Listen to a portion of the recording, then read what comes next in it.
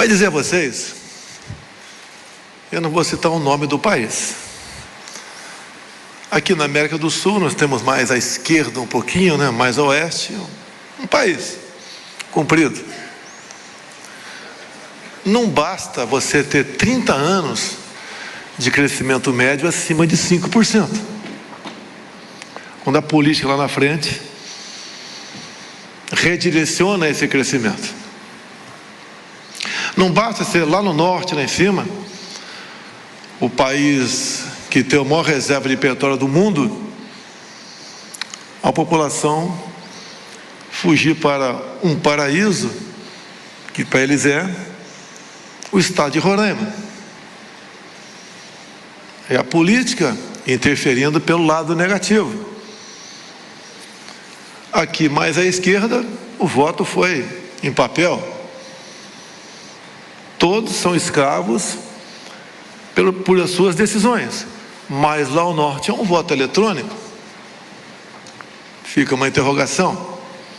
Aqui mais ao sul, um outro país, também que, eu não vou dizer o nome, mas rivaliza conosco, em especial no futebol. E a gente vê as dificuldades que esse país está passando. Seria muito bom para nós, esses 3 países, com mais 8 que fazem divisa conosco, fossem prósperos. Mas tem aqui na América do Sul, parece uma cabeça de burro, né? Que força a gente para o lado esquerdo. Se vocês fossem analisar o meu governo, não vou nem falar das condições como eu cheguei. Um milagre de Deus. Facada, um partido muito pequeno, era acusado de tudo, e vencemos. Queria que tivesse mais tempo para falar como vencemos, que é uma coisa simplesmente de aterrorizar qualquer um. Eu entendo que, Marco Feliciano, foi um momento que a mão de Deus se foi colocada sobre o Brasil. Tem gente melhor do que eu, tem milhares de pessoas melhores do que eu. Mas eleição para presidente em especial é um self-service, é o que tem na mesa. Não adianta pedir camarão se não tem camarão. Quero um cordeiro se não tem cordeiro. É o que está na mesa. E às vezes, estando na mesa, você vai ter que comer. Vamos escolher o melhor ou o menos ruim. E assim foi feito em 2018. Eu ganhei no primeiro turno. Mas não vou entrar em detalhe aqui. Assumimos o governo. Um outro milagre. Escolher ministros, eu escolhi meus ministros. Coisa que era feita por partidos políticos. E descobri que, além de partidos políticos, um outro poder também escolhia estatal. Como escolheu. E eu peço que vocês analisem o perfil dos 22 ministros titulares, agora tenho 23, e comparem com os demais. Quando aqui se falou que o Tarcísio disse que o Brasil está condenado a dar certo, é por causa disso. Paulo Guedes, você falou em Banco Central Independente. Na delação do Palocci, que está aí no YouTube, vejo, antes que um cara resolva bloquear tudo isso aí, é o dono da verdade e dono da nossa liberdade. Parece que esse é o destino dele. Ele diz que tudo foi aparelhado no Brasil, exceto o Banco Central. Ele que disse. O próprio ministro Fux, essa semana, disse. Libertaram aquele cara por uma questão formal, mas a roubalheira existiu.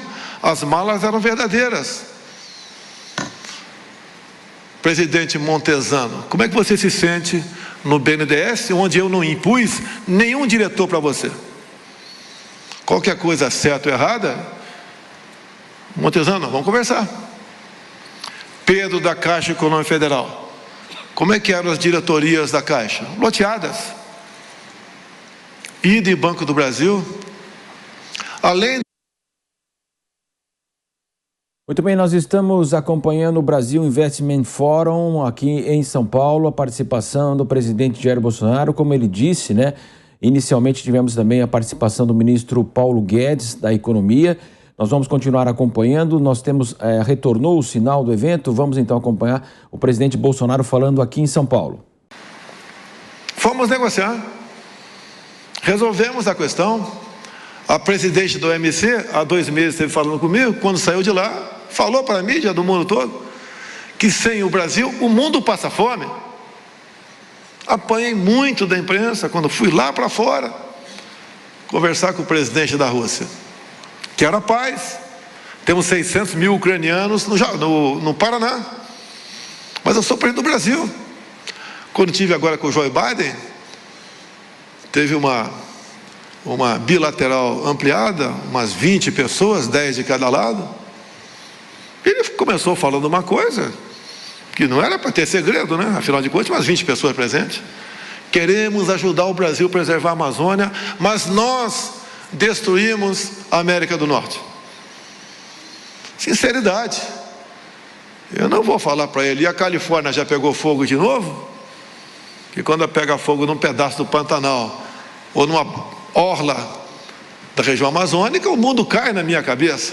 Mas por que interesse isso aí? Por que o mundo cai na cabeça da gente? Interesse econômico. De um grande país da Europa, em especial, cujo presidente foi reeleito agora, que tem seus commodities, que quer evitar a concorrência, nos deixar sempre num canto, mas agora, com a guerra, com a Ucrânia exportando muito menos, e com a crise de gás chegando lá, a Europa toda começou a mudar a sua legislação ambiental. Não existe mais terra de repouso lá.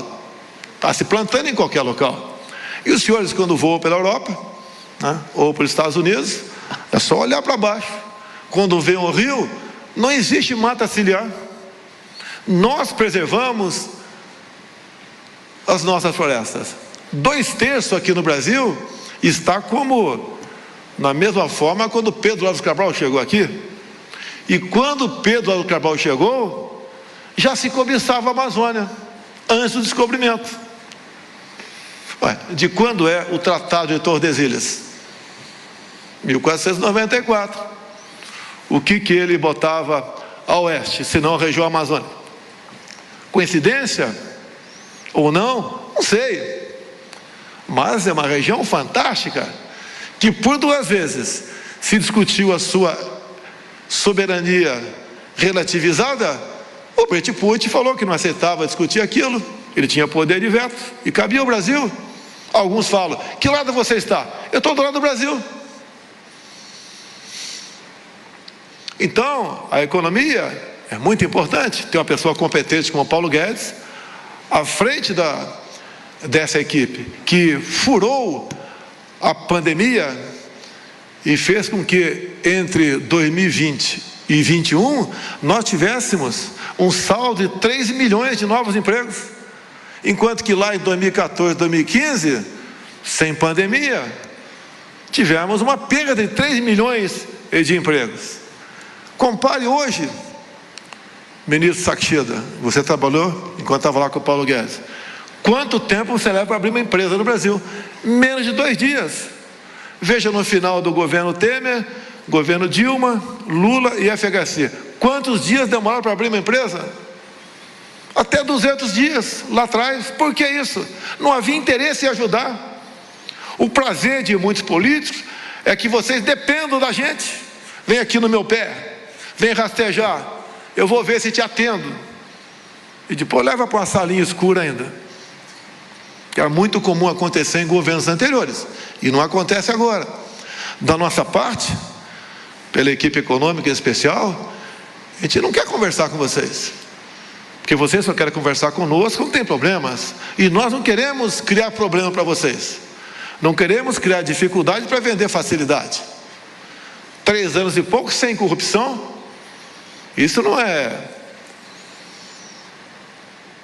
algo que a gente possa falar como virtude, isso é obrigação. Se aparecer, a gente corre atrás. Vamos ajudar a desvendar esse problema, ver se o respectivo ministro, o secretário, ou seja, quem for, errou. E se errou, vai pagar a sua conta. Aqui é diferente. É porque isso daí? Pela qualidade dos ministros. Compare Paulo Guedes com o presidiário que o antecedeu. Compare o Tarcísio com outro também que puxou uma cana. Compare o Marcos Pontes com outro que não sabia a diferença de gravidade para gravidez. E vai fazendo isso. Comparem a Damares com a Maria do Rosário. Tem mais aqui. Compare os presidentes dos bancos oficiais nossos com os anteriores. De estatais. Olha Itaipu Binacional. A gente só conhecia Itaipu Binacional. Está aqui o seu presidente, o almirante, o novo almirante nosso, que só era lembrada porque produzia energia. Agora não. Daqui a 2, 3 meses conclui a segunda ponte com o Paraguai, e é uma tremenda de uma ponte. Risen, qual o tamanho da ponte, Risen? 497 metros. Obrigado, almirante.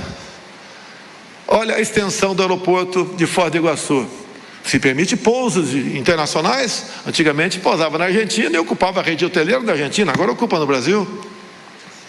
Vamos concluir a boiadeira esse ano. O governador Ratinho do Paraná, ele sabe que o melhor secretário dele é o almirante Risen, da Itaipu Binacional. Ele atende por volta de 40 municípios na região da bacia de Itaipu. Estamos ultimando uma negociação com o governador, com o presidente Marito, é o nosso ex-secretário, atualmente continua secretário ainda, porque apesar de licenciado ele continua trabalhando, né? Nós vamos praticar piscicultura no Lago de Itaipu. Vamos aumentar em 40% o volume de pescado brasileiro. É um país que está dando certo.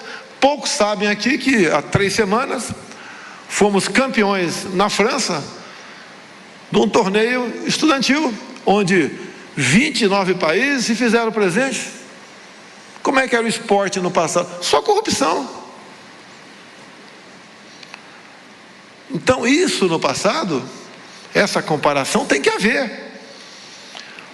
O endividamento da Petrobras ao longo do governo do PT daria para fazer 60 vezes a transposição de São Francisco. Agora o Tribunal de Contas da União atualizou o tamanho do rombo da Comperge em Itaboraí.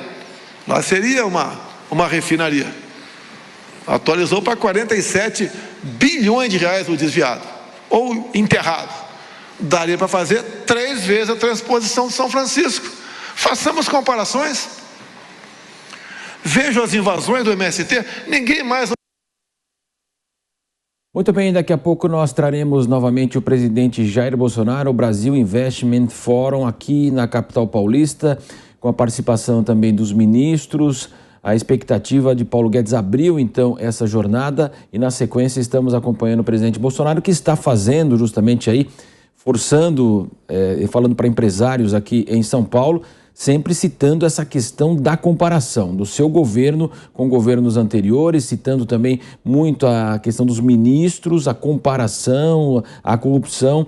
Claro que ele fala aqui para empresários de São Paulo. Vamos voltar, então, a acompanhar o presidente Bolsonaro aqui no Jornal da Manhã, segunda edição. Bem, o Salles se virou, diminuímos em mais de 80% a multagem no campo. Também a proteção nossa, pessoal, conseguimos com o parlamento a posse estendida da arma de fogo. Hoje o fazendeiro monta teu cavalo, teu jipe, o teu trator, né? Bota a arma na cintura e anda em todo o perímetro da sua propriedade. E se ele for CAC, ele bota 762 nas costas. Ué, os morros do Rio, onde o Fachin diz que a polícia não pode entrar, nem sobrevoar helicópteros, está cheio de fuzil. Virou lá um refúgio da bandidagem do Brasil todo. Parabéns, ministro Fachin. Tremenda colaboração com o narcotráfico, com a bandidagem de maneira geral. Olha, isso é mentira? Isso é fake news ou é verdade? Não podemos criticar decisões dele. Por que não? Quem eles pensam que são? Queriam aprovar um novo marco temporal. Vocês sabem o que é isso, o novo marco temporal? Foi decidido na Constituição de 88 que até aquele momento, onde tivesse indígenas, seria reconhecido como tal, terra deles. O Fachin resolveu, não, se hoje em dia amanhecer um índio deitado aqui, na frente, isso aqui passa a ser terra de índio. Que nós que já temos a região tamanho da região sudeste demarcada como terra indígena, caso venha a ser aprovado, vamos ter mais uma área tamanho da região sul. E pela localização geográfica dessas novas áreas, são centenas, teríamos inviabilizado mais uma área tamanho do estado de São Paulo. Acabou o agronegócio, acabou a segurança alimentar. O que resta para mim? Uma vez o Supremo decidindo isso, eu pedi uma audiência com o ministro Fux, estou a chave aqui para Vossa Excelência, administra o Brasil. Ou falar, não vou cumprir. Isso é pesado? Não, isso é real. Chega de bananas na política brasileira, de demagogos, que ficam falando bonito para vocês, e por trás faz outra coisa completamente diferente. Ou vocês acham que a minha vida é um mar de rosas? Até a esposa processada porque apareceu à noite falando sobre o dia das mães. O que alguns querem no Brasil? Sabemos que muita gente pode muito, mas ninguém pode tudo. Por quê? Quem duvidar do sistema eletrônico, o candidato vai ter o registro cassado e preso. Eu sou obrigado a confiar? Eu posso apresentar falhas? Eu posso dizer como foi a eleição de 2014, que no meu entendimento técnico o Aécio ganhou? Eu, técnico, com a documentação que eu tenho do próprio TSE, falar que eu ganhei no primeiro turno, não posso falar isso? Vão caçar meu registro? Aqui não tem ninguém mais homem do que o outro aqui no Brasil. Somos cidadãos, queremos a paz, prosperidade, tranquilidade. Mais exemplo de outro país mais aqui à esquerda, estava muito bem a sua economia. Ninguém esperava que fosse acontecer o que está acontecendo. E o Brasil vai pelo mesmo caminho ou não? É justo, meus senhores, o ministro Fachin, o que tirou o Lula da cadeia, está à frente do processo eleitoral? É justo ele se reunir há 10 dias com 70 embaixadores? Temos uns 15 aqui. É justo o ministro Fachin reunir com 70 embaixadores e falar para eles de forma indireta que eu estou solapando a democracia no Brasil. E quando aparecer o retrato do final da apuração no primeiro turno, peçam que seus respectivos chefes de Estado reconheçam imediatamente o resultado das eleições. O cara não sai na rua nem para tomar uma pinga no botequim. E a pesquisa, o Datafolha, é que vai validar o nome de quem vai ser votado. Eu sou no tempo que ganhava a eleição que tinha voto dentro da urna e não um amigo contando na sala cofre. Eu estou com medo de eleição? Nenhum medo de eleição. Sou democrata, prezo pela liberdade e quero a coisa certa. Nós estamos falando antes. Por que o ministro Barroso, o ano passado... Muito bem, nós vamos agora um rápido intervalo para o rádio. Vamos continuar no YouTube com o presidente Jair Bolsonaro. É rápido, até mais. A composição dos integrantes da comissão especial que analisava o voto impresso muda os seus representantes. E daí perdemos na comissão. Foi para plenário, ganhamos, mas não tivemos 308 votos. Interferência. Se fazem tudo isso, vocês querem mais sinais do que pode acontecer no Brasil? Convido as Forças Armadas a integrar uma comissão de transparência eleitoral. As Forças Armadas descobrem mais de 500 vulnerabilidades. Vocês imaginaram? 500 vulnerabilidades? Apresento uma dezena de sugestões. Bem, daí o TSE não quer mais conversa. Eleições são para forças desarmadas. Convidaram para quê? Para a gente fazer papel de... fazer moldura?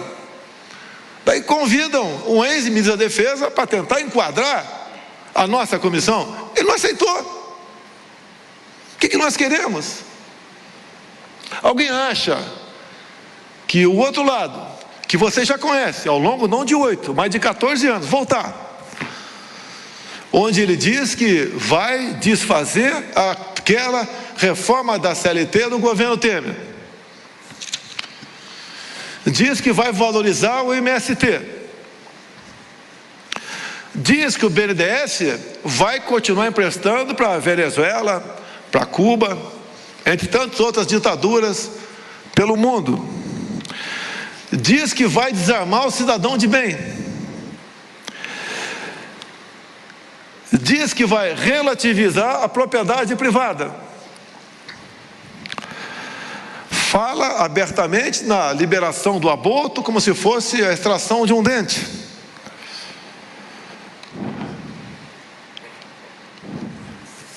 Deixa eu pegar meus óculos aqui. Estou encerrando, tá? São Paulo, Brasil Investment Forum, ele aqui na capital paulista. América do Sul, uma grande pátria bolivariana, que é um banco central para toda a América do Sul, diz que vai promover os seus oficiais generais pelo critério democrático. Quem não falar viva Lula ou viva Chávez não sai general. Diz que vai botar um ponto final nos colégios militares e nas escolas cívico-militares. O que podemos esperar disso aí? Tudo fala para não ter voto. Como é que vai ter voto? Quem vai contar esses votos? Quem garante, que tem gente que entende informática aqui, que nós estamos tranquilos na questão eleitoral? Quem garante isso? A imprensa vai me chamar que eu ataquei hoje a democracia novamente. Estou botando dados. Já chega empresário de fora do Brasil que diz só vai realmente concretizar seus negócios do Brasil depois das eleições, que não sabe o que vai acontecer em outubro. Nós temos um governo hoje em dia, que vocês podem não concordar, mas que acredita em Deus. Se alguém não acredita, não tem problema, é um direito seu. Estamos de volta para toda a rede Jovem Pan, presidente Jair Bolsonaro em São Paulo. E seus policiais. Um governo que respeita a família brasileira. Um governo que não quer ideologia de gênero, que não quer que os filhos nossos ou netos de 6 anos de idade sejam sexualizadas em sala de aula. Eu posso não saber o caminho do sucesso, mas sei exatamente qual do fracasso. A minha memória pode não ser muito boa para lembrar coisas de 50 anos atrás, mas lembro muito bem dos últimos 20 anos que eu vivi aqui no Brasil. Sei o que eu passei para chegar aqui. Não foi uma obsessão. Eu resolvi disputar a presidência porque não queria mais ser deputado federal. Cansei. Vou cuidar da minha vida, mas quero sair honrado por cima. Mas me dediquei. Final de 2014, tem um vídeo meu na Academia Militar das Agulhas Negras, se dirigindo a cadetes, onde eu falei o que ia acontecer nos 4 anos pela frente até 2018, até a tentativa de homicídio. Eu falei, tem bola de cristal? Não tenho bola de cristal, mas eu sei quem está do outro lado. Por que não é desvendado o caso Adélio comigo? Está lá o criminoso, 3 advogados chegam de nome, chegam o dia seguinte em Juiz de Fora. Uma pessoa tentou entrar na Câmara dos Deputados usando o documento do Adélio para que ele tivesse um álibi caso fugisse lá do flagrante de Juiz de Fora. Por que não foi apurado isso? Qual a interferência fizeram em cima de quem estava apurando? A mesma coisa, qual a interferência fizeram em cima do decreto da PF de novembro de 2018, que começou a apurar o que seria a fraude nas eleições daquele ano, que não fechou ainda esse inquérito? Essas verdades, essas questões políticas têm que estar ao lado da questão econômica, senão vocês não têm tranquilidade. Por que temos aqui 15 embaixadores aqui? Que o que está sobrando no mundo é o Brasil. A Europa, respeitosamente, por problemas de gás, energia e a proximidade de um conflito, passa a ser uma terra não muito confiável para se investir. Sobrou quem? O Brasil. Nós temos Nós garantimos a nossa segurança alimentar e alimentamos mais de 1 bilhão de pessoas pelo mundo. Como disse o Paulo Guedes, começou a entrar na outra área, já está saindo da prancheta 50 Itaipus na costa do Nordeste, eólica offshore. Ou seja, ninguém tem o que nós temos. Em vários países do mundo tem vendavais, fica mais complicado esse tipo de captação de energia. Nós não temos esse problema. O Brasil é um país fantástico, fantástico. Ninguém tem o que nós temos. O que falta para nós? É tratar a política com responsabilidade. Não adianta você estar bem se o Brasil está pegando fogo. Esse Brasil é a nossa terra. Outro dia um colega falou: se der problema eu vou para tal país, né? Que todo mundo fala. Lá também não está boas coisas não. Nosso país é esse daqui. Temos que ficar aqui nesse país. E não podemos dissociar a economia da política. Não tinha nada para estar aqui. Nem levo jeito. Nasci para ser militar, fiquei por 15 anos no Exército Brasileiro. Entrei na política meio por acaso. Passei 28 anos dentro da Câmara, nenhum problema. Os processos que respondi lá, todos por ocupar a tribuna. E não outros tipos de acusação, seja ela quais forem. Eu acredito, por favor, pode discordar, que Deus botou a mão sobre o Brasil. Nos deu uma chance de abrir os olhos e falar o que nós queremos. De todo mundo se conscientizar que temos que jogar dentro das 4 linhas da Constituição.